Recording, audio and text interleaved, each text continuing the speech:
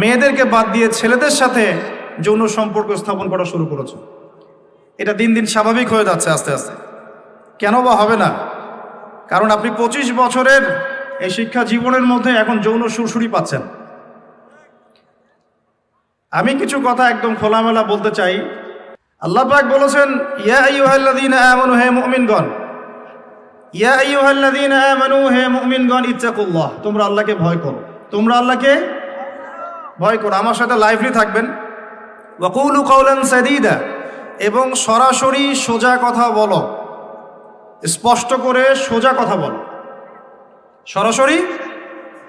সরাসরি কথা বলো, সোজা কথা বলো, স্পষ্ট করে কথা বলো, খোলাসা করো। ওয়া কুলু কাওলান সাদীদা, তাহলে আল্লাহ পাক কি দিবেন? ইউসলিহ লাকুম আ'মালাকুম, তোমাদের আমলগুলো আমি সংশোধন করে দিব। সুবহানাল্লাহ। ওয়া ইয়াগফির লাকুম যুনুবাকুম, তোমাদের সব গুনাহ আমি মাফ করে দিব। ওয়া মান ইউতিইল্লাহ ওয়া রাসূলাহ, যে ব্যক্তি আল্লাহর ইতাআত করে, আল্লাহর আনুগত্য করে এবং রাসূলের আনুগত্য করে, ফাকাদ ফাযা ফাওজান আযীমা, সে ব্যক্তি মহান সাফল্য অর্জন করল। কয়েকটা কথা আল্লাহ বলেছেন, আল্লাহকে ভয় করতে, সরাসরি কথা বলতে, তাহলে আল্লাহ পাক আমল সংশোধন করে দিবেন, গুনাহগুলো মাফ করে দিবেন। যে ব্যক্তি আল্লাহ এবং তার রাসূলের আনুগত্য করবে সে মহান সাফল্য অর্জন করবে, অর্থাৎ দুনিয়াতেও সফল হবে, পরকালে জান্নাতে যাবে। কথা বোঝা যাচ্ছে? অতএব সরাসরি কিছু কথা আপনাদেরকে স্পষ্ট করতে হবে। এখন প্রথম যেটা স্পষ্ট করতে চাই সরাসরি, সেটা হলো, আমরা এখানে যারা বসে আছি আমাদের মধ্যে কি কেউ অমুসলিম আছেন? সবাই মুসলিম পরিবারে জন্মগ্রহণ করেছেন, মাশাআল্লাহ, তাই তো? কিন্তু আল্লাহি আমরা মুসলিম পরিবারে জন্মগ্রহণ করেও জানি না ইসলাম কাকে বলে। আমরা মুসলিম পরিবারে জন্মগ্রহণ করেছি, কিন্তু আল্লাহর কসম আমরা জানি না ইসলাম কাকে বলে। আমি যদি আপনাদেরকে জিজ্ঞাসা করি ইসলামের বেসিক পিলার কয়টা, কত পার্সেন্ট অ্যান্সার দিতে পারবেন? যদি জিজ্ঞাসা করি বিশুদ্ধ করে কোরআন তেলাওয়াত কতজন করতে পারেন? নামাজের ফরজ ওয়াজিব কয়টা? ওযুর ফরজ ওয়াজিব কতগুলো? আপনার জীবনের 25 বছর আপনি পড়াশোনা করেছেন, 25টা সূরা তো দূরের কথা, 25টা আয়াতের অর্থ আপনি আমাকে বলতে পারবেন কিনা? 25টা হাদিস আপনার মুখস্থ আছে কিনা? ছোট ছোট হাদিসের কথা বলছি। ফর এক্সাম্পল, আল হায়াউ শু'বাতুম মিনাল ঈমান, ইন্নামাল আমালু বিন্নিয়াত, আল কোরআন হুজ্জাতুন লাকা ওয়া আলাইক, ইত্যাদি ছোট ছোট হাদিসের কথা বলছি। আপনি কি আমাকে 25টা হাদিস শোনাতে পারবেন? ধিক্কার আপনার পড়াশোনার উপরে, লজ্জা আপনার জন্যে, ধিক্কার আপনার পড়াশোনার উপরে, থুতু নিক্ষেপ করতে হবে আপনার সার্টিফিকেটের উপরে। আমার কথায় মন খারাপ করবেন না। আপনার বিবেককে জাগ্রত করার জন্যই এভাবেই রাতের পর রাত জেগে জেগে আমরা মানুষের দুয়ারে দুয়ারে ঘুরে বেড়াই, অনলি আপনাদের বিবেককে জাগ্রত করার জন্যই। ওয়াল্লাহি এছাড়া অন্য কোনো স্বার্থ আমাদের নাই। ধিক্কার আপনার সার্টিফিকেটের উপরে, যে সার্টিফিকেট আপনাকে 25 বছরে 25টা হাদিস শেখাতে ব্যর্থ। 25 জন নবীর নাম আপনি জানেন না, নবী সাল্লাল্লাহু আলাইহি ওয়াসাল্লামের 10 জন 11 জন স্ত্রীর নামও জানেন না, জান্নাতের সুসংবাদ প্রাপ্ত 10 জন সাহাবীর নাম ঝরঝরা করে বলতে পারেন না। নুরানির বাচ্চারা যে কয়েকটা হাদিস জানে সেই হাদিস আমরা জানি না। আমরা ইস্তেঞ্জার আদব জানি না, কথা বলার আদব জানি না, চলাফেরা ওঠা বসার আদব জানি না, মসজিদের আদব জানি না, মাহফিলের আদব জানি না। মসজিদের আদব যে জানি না এটা তো মসজিদে গেলেই বোঝা যায়। নামাজের ফরজ, নামাজের ওয়াজিব, নামাজের সুন্নাহ, মুস্তাহাব, এগুলো আমরা জানি না। অনেকে ওযু ঠিক মতো করতে পারি না। 25টা বছর আপনি শিক্ষা অর্জন করেছেন। আদতে 25 বছরে আপনি কোনো বিজ্ঞানীও হন নাই, কোনো দার্শনিকও হন নাই। আদতে আপনি কোনো শিক্ষা অর্জন করে পলিটিক্যাল লিডার হন নাই, অর্থনীতিবিদও হতে পারছেন না।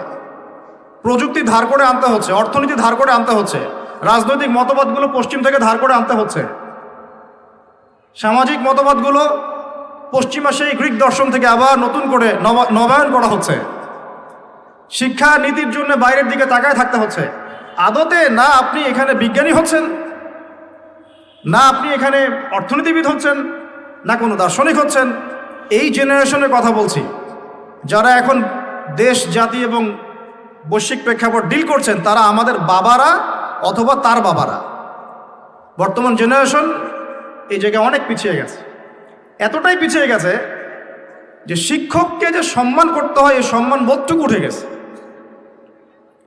বাবাকে সালাম দিতে হয় এই সম্মান মর্যাদা বোধটুকু উঠে গেছে। মায়ের সাথে ভালো ব্যবহার করতে হয় এটা সেই তো কবে উঠে গেল।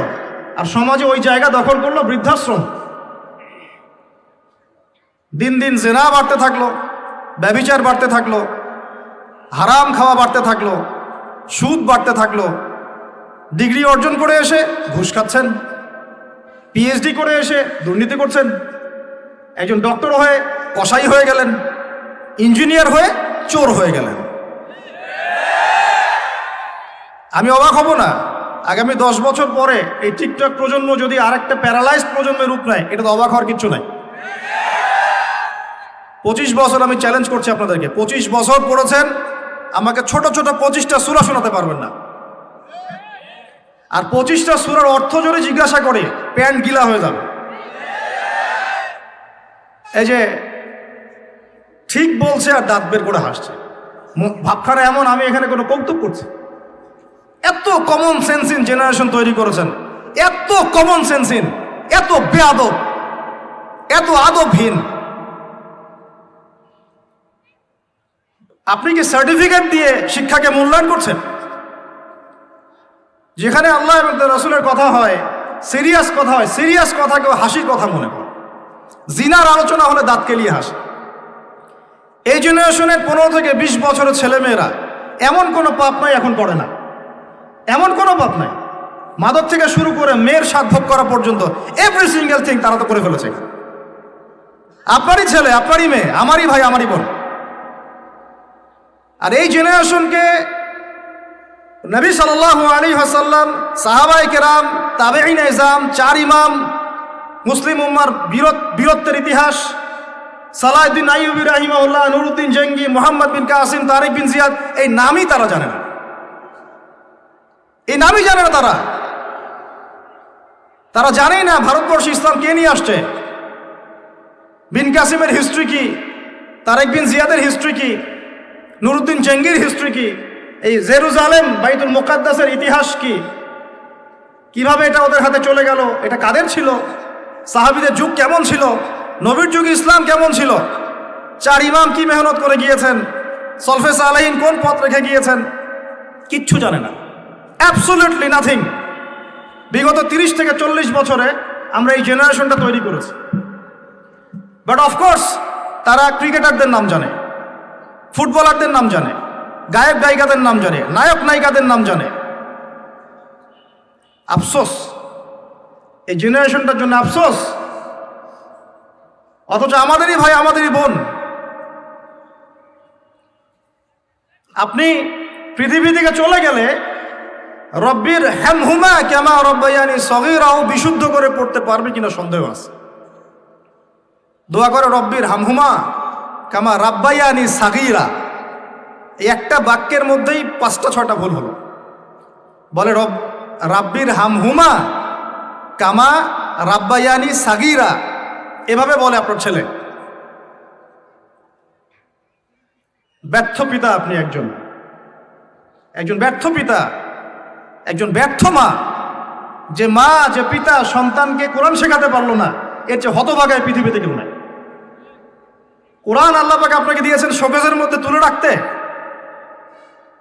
বাবা মারা গেলে 3 দিনের দিন বের করবেন, 40 দিনের দিন বের করবেন, আর বছর কি দিন বের করবেন। ওই দিন হুজুরকে খুঁজবেন, হুজুর আসেন জানাজা পড়াই দিয়ে যান। অন্য সময় দাড়ি টুপি পাগড়ি জুব্বা দেখলে ভয় আতঙ্কে বাড়ি ভাড়া পর্যন্ত দেন না। হুজুরকে দরকার হয় কখন? নিজের জানাজার সময়। বাড়ির কেউ মরলে, দোকান উদ্বোধন করবে, তখন জিলাপি আর খোরমার দরকার হয়। আর আমরাও এমন গায়রতহীন হয়ে গেছি, 500-1000 টাকার জন্য আবার জানাজা পড়াতেও যাই। একটা প্যারালাইজড নোংরা প্রজন্ম গড়ে তুলছি আমরা। শিক্ষার কিছুই নাই, এখন কিচ্ছু নাই। আপনি কি মনে করছেন আমি আমার আবেগ থেকে কথা বলছি না, প্রত্যেকটা কথার রেফারেন্স এবং দলিল আমি আপনাকে ডিবেট করে প্রমাণ করতে পারবো। ইসলাম তো আস্তে আস্তে মিটিয়ে দিয়েছেনই, এখন যে নৈতিক শিক্ষাটুকু ছিল সেটাও নাই।